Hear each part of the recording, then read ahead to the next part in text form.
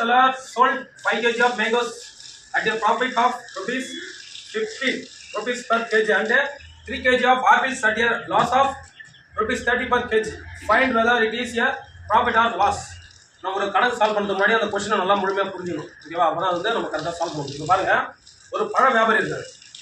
பழ வியாபாரி என்ன பண்றாரு, ஒரு கேஜிக்கு 15 ரூபாய் லாபம் வச்சு 5 கிலோ மாம்பழம் வந்து விற்கிறாரு.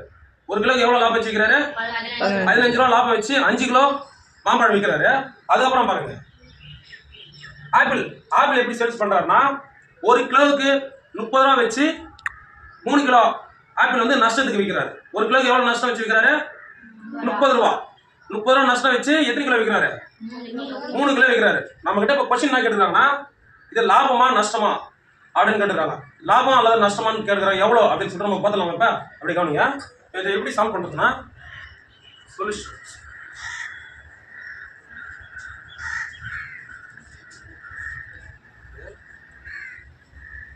இப்போ வந்து நம்ம எப்படி இந்த கணக்கை சால்வ் பண்ணோம்னா, ஃபர்ஸ்ட் ஒரு கிலோவுக்கு எவ்வளவு லாபம்னு சொல்லிட்டு கண்டுபிடிக்கணும். ஆல்ரெடி சொல்லிட்டு ஒரு கிலோக்கு எவ்வளவு லாபம் ஃபர்ஸ்ட் மேங்கோஸ்ல 15 ரூபாய்.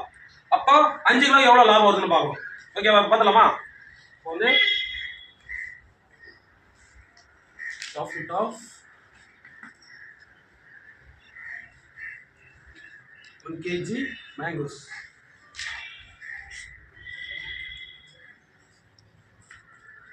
ஒன் கேஜி எவ்வளோ ப்ராஃபிட்? 15 ரூபாய்.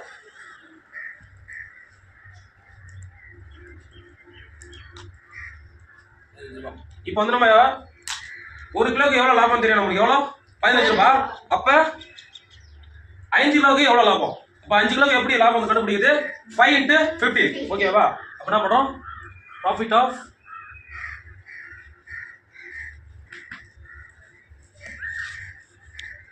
5 kg mangoes.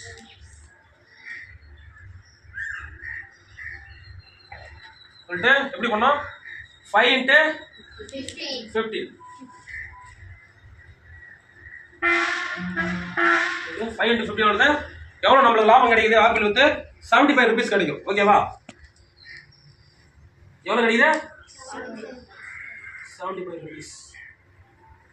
நமக்கு வந்து மேங்கோஸ் வித்து லாபம் எவ்வளவு கிடைக்குது? 75 rupees. இப்போ நம்ம லாஸ் பார்த்தலாமா? ஆப்பிள்ல எவ்வளவு லாஸ் கிடைக்குதுன்னு பார்த்தலாமா? ஓகே, இதே மெத்தட் தான்.